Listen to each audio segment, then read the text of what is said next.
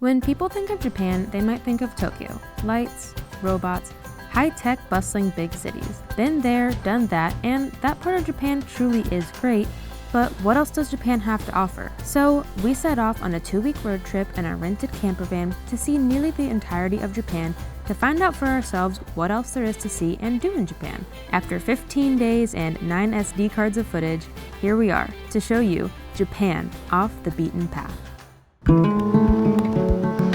Hello and welcome to our van tour. I hope that you have enjoyed our trip around Japan so far. We released part 1 last week, and if you haven't seen it already, you can click up here and go ahead and give that video a watch. So we've been using this van, nicknamed Rosie, for the last, about 6 days to travel from Tokyo all the way down to the southern portion of Japan to Kyushu, where we stayed in Nagasaki, and then we've made our way today back up the western coast of Japan, where we are making our way all the way up to the northern tip of Aomori and then back to Tokyo.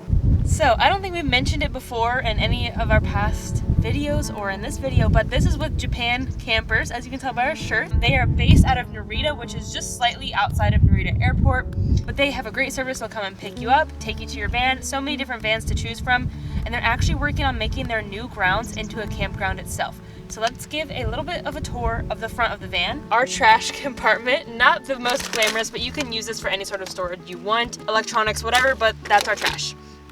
This is our snack compartment, the most important, as well as our reusable utensils, sunglasses, anything else we might need during the drive. Of course, there's typical things like cup holders, adapters, an aux cord port, a port to charge any sort of USB device. We've got an iPhone charger up here, more storage down there, and then we also have a center console. There's so much storage in this, it's really nice. We've been using this for phones, cameras, wallets, whatever, and I think that's pretty much it for the front of the van. It's pretty standard van car setup with storage, cup holders, and all that stuff. And then one last thing about this van in particular, this also technically fits 3 people. There is this middle console lifts up to become a 3rd seat. I think it definitely would be best for like a couple and a child, maybe 3 smaller people, but if we had a 3rd person with us, it would not be comfortable at all because we're not the smallest people. There it goes, into a 3rd seat. So as you can tell, we also have an iPad.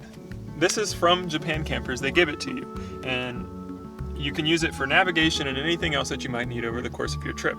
In addition to the iPad, they provide you with a Wi-Fi puck, and then the Wi-Fi puck is good for, you get 1 gigabyte per week with your rental of your van, and we use this in combination with the iPad so we can navigate all around the island, all around the country, not the island. And you'll see something else really cool that Japan Campers has involved on their map. If you go inside their map, they have this map. This is JC Map. And on this map, this is from all the staff members and anyone else that has used Japan Campers service whenever they travel throughout Japan, and they leave pins for all the places that they've gone.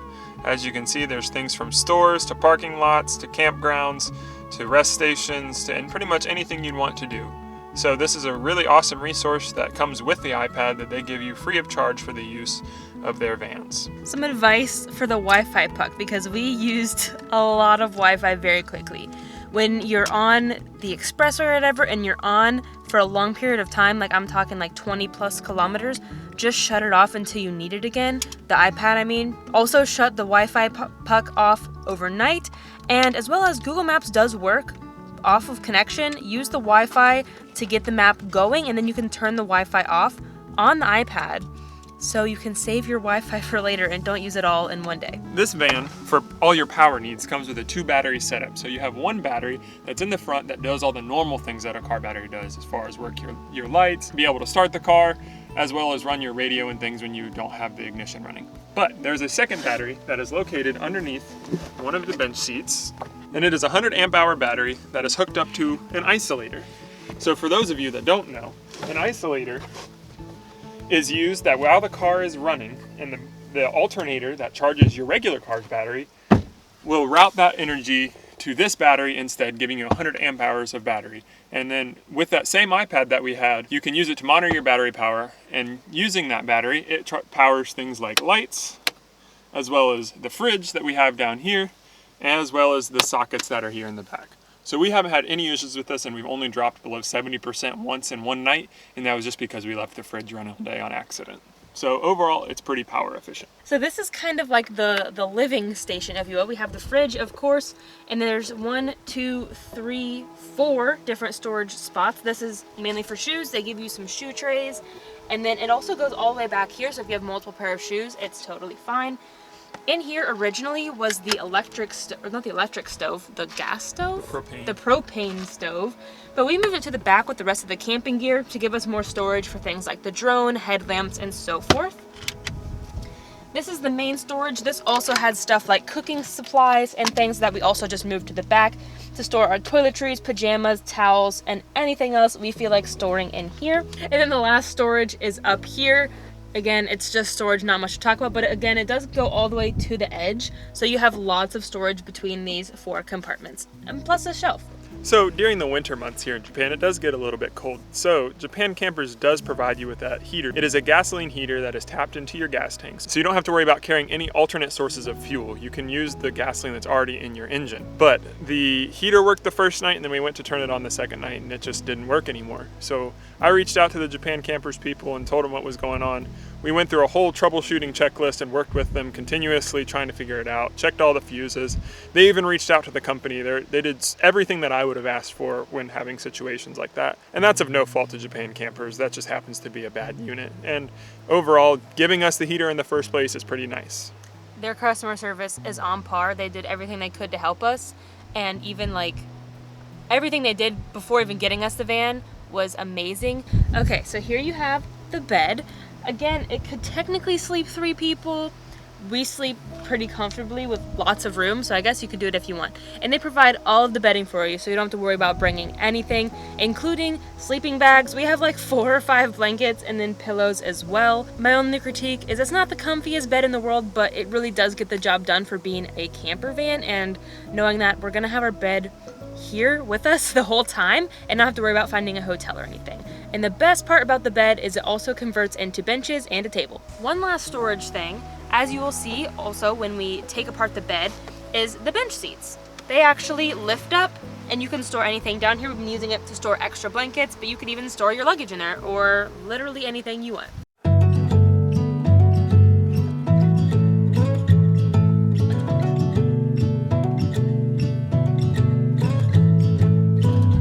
It's a cool hard world outside my window.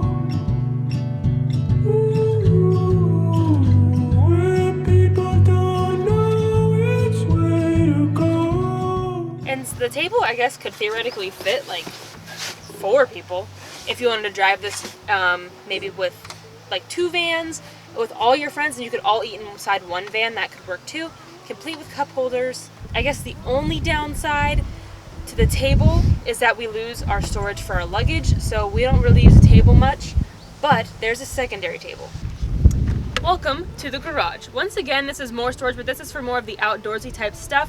So in here we have that extra table that I was talking about, complete with extra camping chairs as well, a big basin that you can fill with water to wash your dishes, pots and pans, a kettle, the propane stove, and even things like your utensils, cups, plates, everything you need. And like I said earlier, all this stuff, well, most of this stuff was inside, but we just moved it all back here for ease. But you could even, if you wanted to bring a tent with you, extra chairs, really whatever you want, you can throw it back here in the garage. Last but not least, a little bit more about Japan Campers. So this isn't the only style of van that they have. They have some that are smaller, they have some that are bigger, and they even have full-size motorhomes that you can rent.